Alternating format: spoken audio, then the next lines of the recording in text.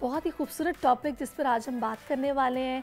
कहते हैं कि जी महकती है जिससे सभी की हयात वो माँ ही तो है। रिश्ता अनमोल मोहब्बत बेलौस, माँ का हर रूप निराला है। मोहब्बत भरी ममता की हामिल अजीम हस्ती, माँ को खिरात तहसीन पेश करने का आलमी दिन जो कि कल मनाया गया और उसकी अहमियत को हम आज भी उजागर करेंगे। माँ का दिन तो हर दिन माँ का दिन है। खूबसूरत अजीम हस्ती माँ, कोई नेमुल बदल ही नहीं है माँ का, ना कोई ऑल्टरनेट, कोई सब्स्टिट्यूट नहीं है। इस वक्त हमें आलिया सारिम साहिबा ने ज्वाइन किया। Thank you so much Alia आपा फॉर योर टाइम। बहुत अच्छा लग रहा है आज इस खास दिन के मौके पर। इस दिन तो कल था लेकिन इस खास टॉपिक से आप पे ना आपसे बात करने का मज़ा ही कुछ और होगा। हम एक दिन थोड़ी मनाते हैं, सही बात तो है, रोज मनाते हैं, रोज हर मनाते लम्हे हैं। और मनाते आपके हैं। पास तो माशाल्लाह इतनी सारी माएँ हैं जिनका आप ख्याल रख रही हैं। तो मैं चाहूँगी कि पहले मैं इससे कि उन माओं के बारे में आपसे बात करूँ। आपका जो अपनी माँ से रिश्ता था, थोड़ी सी उस पर बात हो जाए। मैं पैदा हुई तो मेरी अम्मी बहुत खूबसूरत थी और मेरे वालिद बहुत डैशिंग थे और बहुत बेहतरीन पर्सनालिटी थे। अम्मा बहुत गोरी थी, अब्बा का रंग थोड़ा सांवला था। पैदा हुई तो ख़बर मिली थी कि मैं अब्बा से मिलती हूँ। अच्छा। फिर मैं यही सुनती रही, मैं अब्बा से मिलती हूँ। अब मैं कहती हूँ कि मेरे तो हाथ भी मेरे अम्मा से मिलते हैं, मेरे तो अल्फाज भी मेरी अम्मा से मिलते हैं। अब मैं अब्बा से नहीं, अपनी अम्मा से मिलती हूँ। मैं बनी बनाई अपनी अम्मा बन गई हूँ। और इस बात का एहसास आपको कब हुआ? मुझे अपनी माँ के जाने के बाद बहुत ज़्यादा इस बात का एहसास हुआ कि वो मेरे अंदर सरायत जब कर चुकी तब वो इस दुनिया से गई। जब कोई शख्स मेरी किसी भी बात की तारीफ़ करता है तो मैं कहती हूँ कि मैं तो अपनी माँ के पैर की धोबन भी नहीं हूँ। किसी भी हवाले से अगर कोई मेरे दिल की तारीफ़ करता है तो मैं कहती हूँ नहीं, जो मेरी माँ का दिल था वो मेरे जैसा ना बन सका।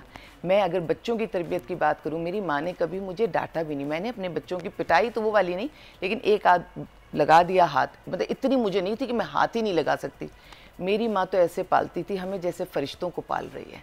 और आज जो कुछ भी हूँ, जो भी आपको अच्छाई मुझ में नज़र आती है ना, वो सब मेरी माँ की है। और अगर कोई बुराई आपको नज़र आती है तो मेरी अपनी, मेरी ज़ात की है। मेरी माँ ने मुझ में हर अच्छाई डाली, बुराई उस नफ्स की है जो मैं कह सकती हूँ। लेकिन फिर भी मैं अल्लाह का करम एहसान कि मेरी माँ ने एज अ सिंगल पेरेंट इतना अच्छा तो मुझे पाल दिया कि दुनिया को कोई ना कोई छोटा मोटा हल्का फुल्का फैज़ मिल रहा है। क्या बात है, ज़बरदस्त। और माएँ तो होती ऐसी हैं कि ज़ाहिर है वो कोशिश करती हैं कि वो जितनी अच्छी तरबियत कर सकें अपनी औलाद की करें, और माँ की गोद तो पहली दरसगाह होती है।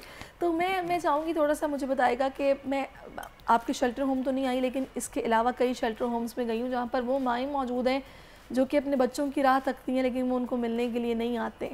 और इतना मुझे अफसोस और दुख होता है कि ये वही माँ है जो जनती है आपको, जिसके पेट से आप मतलब पैदा होते हैं, और वो ऐसा क्या हो जाता है कि आप शेल्टर होम्स में छोड़ के चले जाते हैं और फिर पलट कर नहीं देखते। ये बदनसीबी है, ये उस औलाद की बदनसीबी है, ये माँ की बदनसीबी नहीं है। देखिए, माँ कुआं है और औलाद प्यासी है। कुएं के पास प्यासे ने आना है। आपके यानी औलाद के पैरों के नीचे माँ की जन्नत नहीं है, माँ के पैरों के नीचे औलाद की जन्नत है। लोग अपने आप को कैसे नाउजुबिल्ला खुदा समझ लेते हैं और वो माँओं को डिक्टेट करवाते हैं। माँओं को डिक्टेट करवाने का तो अल्लाह ने हुक्म नहीं दिया, तो आप कैसे सोच सकते हैं कि आप ऐसा कोई काम करेंगे। जब मोहब्बत की बात होती है तो देखिए ना, मदर्स डे मनाते हैं, फादर्स डे मनाते हैं, लेकिन कभी कोई माँ बेटे का दिन या बेटी का दिन मनाती है? नहीं मनाती, क्योंकि उसको उसकी ज़रूरत नहीं है। वो अपनी सांस के साथ साथ इस रिश्ते को जीती है। और अगर मैं शेल्टर की बात करूं तो रिसेंटली अभी नूर अम्मा का इंतकाल हुआ है मेरे पास। बहुत साल वो मेरे पास रहीं और मुझे इतना दुख है कि मुझे पता है कि काफ़ी दिन तक मैं नूर अम्मा कहती रहूँगी। जैसे मैं अपनी माँ का जिक्र करती हूँ, मेरी माँ विडो हुई बहुत यंग एज में। अब मुझे पता चलता है कि अल्लाह ताला ने मुझे उस सारी तकलीफ़ से इसलिए गुजारा कि अब मुझे जो भी सिंगल मदर मिले या सिंगल अब्बा भी मिले, कोई भी, मुझे वो दुख वो तकलीफ़ समझ में आने लगती है कि औलाद को कैसे एज अ सिंगल पेरेंट कोई पाल सकता है। नूर अम्मा ने जिस तरह से अपने बेटे को पाला था, वो जो छोटी मोटी बातें करती थी ऐसा लगता था उनकी कुल कायनात, उनका कोई एक बेटा है, वही है। जब घर से निकली तो एक छोटी सी संदूकची में उन्होंने कफन रखा, और जब उन्होंने कफन रखा तो यकीनन वो घर के हालात बहुत संगीन रहे होंगे, वरना कौन माँ कफन खरीदती है और घर से निकलने से पहले कफन लेकर आती है और जानमाज इस तरह की चीज़ें लेकर वो निकली थी। मेरे पास वो आई तो बुज़ुर्गों को संभालना आसान नहीं होता, मैं इस बात को मानती हूँ, लेकिन वो जो एक मोहब्बत होती है, अगर मैं अपनी माँ से चीज़ों को लिंक करूँ, अम्मी को नहीं पता होगा, मुझे पता है और आज मैं इस बात का जिक्र भी कर रही हूँ। जब वो लेटी होती थी तो मैं उन्हें खड़े होकर बहुत देर तक सिर्फ देखती रहती थी। ये सांस ले रही हैं, ये इस तरह से लेटी हैं, उनके हाथों को बहुत देखना, मोहब्बत से देखना। वजह, मेरे जहन में ये बात थी कि एक दिन ये चली जाएंगी। तो जब ये चली जाएंगी तो ये मंजर मैं अपनी आंखों में बसा लूँ। आज अगर अपने हाथ अम्मी जैसे लगते हैं, पैर अम्मी जैसे लगते हैं, तो उनके हाथ और पैर मेरी आंखों में महफूज हैं कि कैसे थे, तो मैं उनसे लिंक करती हूँ। नूर अम्मा की अगर मैं बात करूँ कि नूर अम्मा 3 दफ़ा मौत के मुँह में गई और 3 दफ़ा वापस आई, क्योंकि जो उनका बेटा था वो मिलने नहीं आता था। और कैसे जाती थी, आखिरी सांस जैसे पैरों से निकलती, आखिरी सांस इतनी चलती है इंसान की, बस इस सीना इतना सा धड़क रहा होता है, यहाँ तक जाके पलट कर आती थी। और जब वो पलट कर आती थी जिंदा, तो मैं उनसे पूछती थी, अम्मा कौन सी चीज़ है जो आपको जाने नहीं देती? बेटा, बेटा। जब वो हमारी कोई बात नहीं सुनती थी, खाना नहीं खाती थी, तो हम कहते थे आपके बेटे ने भेजा है। यानी वो जो बच्चियाँ उनको केयर टेकर्स थी, उनसे झूठ ही सही लेकिन उनके दिल को रखने को, उनको खाना खिलाने को ये बेटे ने भेजा है। जो कपड़े मैं देती थी ये आपके बेटे ने भिजवाए। अगर वो नहाने से इनकार करती थी, वो कहती थी मैं जिंदा क्यों। मैं तो खैर एक जुमला कहती हूँ, ऊपर अल्लाह है, नीचे मैं हूँ, शेल्टर में जितने लोग हैं वो मेरे लिए तैयार हों, मैं उन्हें देख के खुश होती हूँ। नूर अम्मा का आलम ये था कि जब वो नहीं नहाती थी, आपको बेटे ने कपड़े भेजे, और फिर वो जब कपड़े पहनती थी उसके बाद वो धोने को नहीं देती थी किसी को कपड़े, कि तुम मेरे बेटे के भेजे हुए कपड़े चोरी कर लोगी। अब इतनी मोहब्बत और कितनी हैरत की बात है कि इस तरह की औलाद के जिसने मतलब उनके इंतकाल पर भी आके ना देखा। इंतकाल पे मैंने अभी यूट्यूब स्टार्ट किया, इंस्टा, मैंने इसीलिए ये दोनों चीज़ें स्टार्ट की हैं कि लोग शेल्टर में कौन रह रहे हैं, अपने प्यारे रह रहे हैं, हमारे डिफरेंट प्रोग्राम्स से देखें और जिसका जो है उसको लेकर जाए। जब वो हॉस्पिटल में एडमिट थी, मैंने दोनों तरफ ये डाला, और इंस्टा का तो है alia.sarim बर्नी और यूट्यूब का है @AliaSarim।